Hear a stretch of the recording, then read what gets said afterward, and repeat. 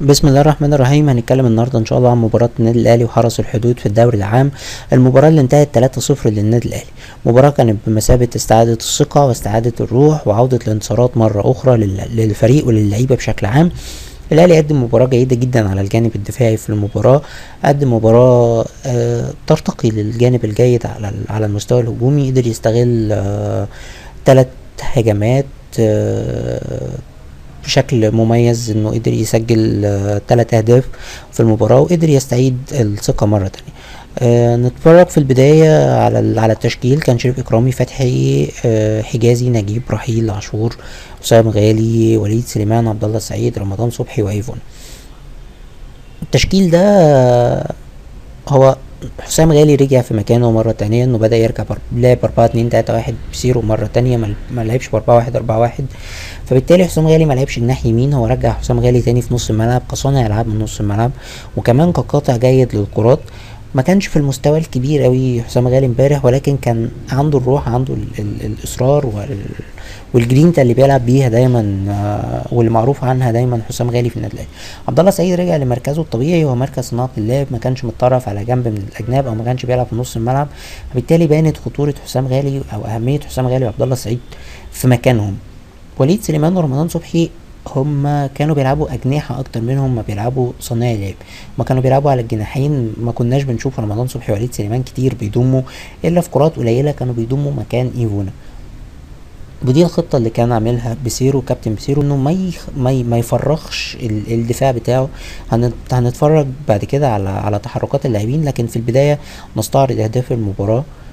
حسام غالي والتمريره ولا اروع لوليد سليمان اللي عملها لايفونا. نتفرج على الكرة دي، هي عبد الله السعيد بصاها لرمضان صبحي لايفونا. طبعا الهدف الثالث كان مهارة فردية ولا اروع من صالح جمعة، اللي بيقول للكابتن بيسيرو انا موجود وانا لازم العب.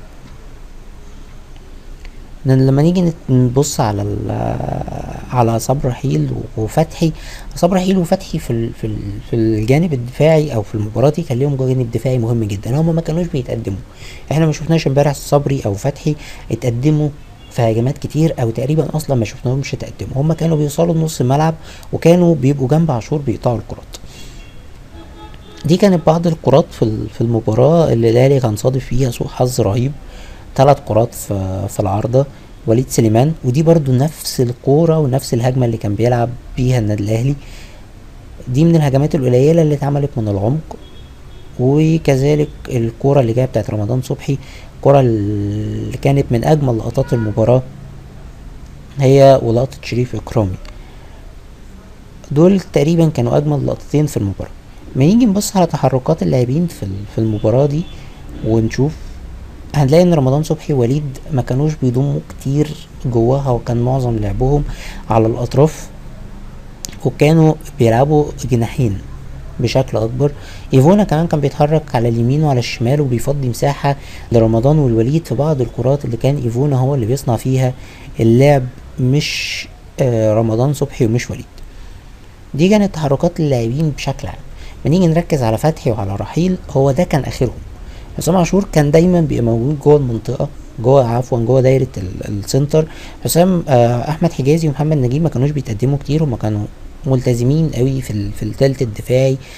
صبري وفتحي كانوا بيبقوا زي مصدات للهجمات في البدايه.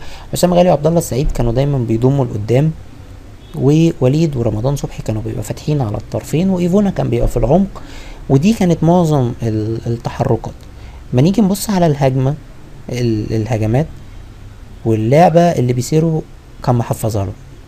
دي اول كورة اتعملت، ادي ايفونا طرف وقف، هي دي الكورة اللي كان الاهلي بيلعب بيها، الجناح المتقدم. ادي الكورة التالتة، ده الهدف. نفس الاسلوب، الخطة بتتلعب بنفس الطريقة بنفس الاسلوب بنفس كل شيء. بتلعب من اليمين او من الشمال للاعب اللي بيبقى بيستلم الكورة. وعشان كده ده كان شغل مدرب، ده شغل كابتن بيسيرو. الاطراف لما صالح جمعة نزل مكان وليد سليمان، الخطة اتغيرت شوية وبقت اشبه ب4-3-2-1. عبد الله السعيد ورمضان صبحي ضموا قدام جنب ايفونا، وكان موجود صالح جمعة في القلب كصانع العاب جنب حسام غالي. صالح جمعة في بداية المباراة كان لسه ما كانش عنده الحس، كان عنده ميس باص كتير قوي، كان في كذا كرة عملها غلط، كان في كرة رائعة عملها لأحمد حمدي، واحمد حمدي استلمها بشكل خاطئ، لكن كانت كرة بوجه القدم الخارجي كانت ولا اروع. صالح جمعة كان قدم مباراة جيدة بشكل ما في الربع ساعة اللي لعبهم. اللاعب لو لعب اكتر من كده هنشوف منه امكانيات اكبر من كده ان شاء الله. واضح شغل كابتن بيسيرو في المباراة في النواحي الهجومية بشكل كبير. اتمنى انه حسام غالي عبد الله السعيد يلعبوا في مكانهم، ما نستغلش انه يعني ما نضيعش قيمة حسام غالي في ان احنا نلعبه في الجناح، وما نضيعش قيمة عبد الله السعيد في ان احنا نلعبه في نص الملعب. لا ده صانع لعب، ده صانع العاب من تحت المهاجمين. حسام غالي صانع العاب من وسط الملعب، انت لازم تستغل دول. ونص الملعب بتاع النادي الاهلي في المباراه بتاعت امبارح كان تقيل بالخماسي اللي كان موجود فيه، كان كل لاعب بيلعب في مكانه، التسليم والتسلم كان بشكل جيد. مباراه سموحه نص الملعب بتاع الاهلي كان ضايع، غياب حسام عاشور، تفريغ نص الملعب تماما من حسام غالي ومن الاربع مهاجمين، عفوا من الاربع لعيبه، وكان نص الملعب فقط لرامي ربيعه. كان في فراغ رهيب مع سرعات قويه مع هجمات، فكان سهل جدا ان انت تضرب دفاع الاهلي، وكان سهل جدا ان انت تضرب خط وسط النادي الاهلي. المباراه بتاعت امبارح الاهلي قدر فعلا يقدم فيها مباراه جيده على وسط على الجانب الوسط الدفاع. فكرنا الى حد ما مباراه الصفاقسي اللي الاهلي تعادل فيها في معسكر دبي، اللي الاهلي قدم فيها شكل جيد. اتمنى ان اللي جاي ان شاء الله يكون افضل. كابتن بيسيرو واضح ان هو بيدي لكل لاعب، هو ما عندوش سياسة تثبيت التشكيل. الافضل ودي وجهة نظري انه يثبت تشكيل لمدة 5-6 مباريات، يقدر يثبت اللعيبة، يقدر يشوف اللعيبة، وبعدها يبدأ يغير ويبدأ يشتغل في سياسة تبديل اللاعبين. وهو كابتن بيسيرو محتاج تماما تماما تماما انه يثبت الخط الدفاعي. هو محتاج احنا لغاية النهاردة في ال6 مباريات اللي لعبناهم في الدوري تقريبا مفيش الا 3 مباريات اللي لعبناهم بتشكيل دفاعي واحد، محمد نجيب واحمد حجازي، اول مباراتين وهم مباراة اخيرة. باقي المباريات كان في دايما بيبقى في تغيير، يعني حجازي اتصاب او حجازي لعب او نجيب اتصاب او نجيب خرج.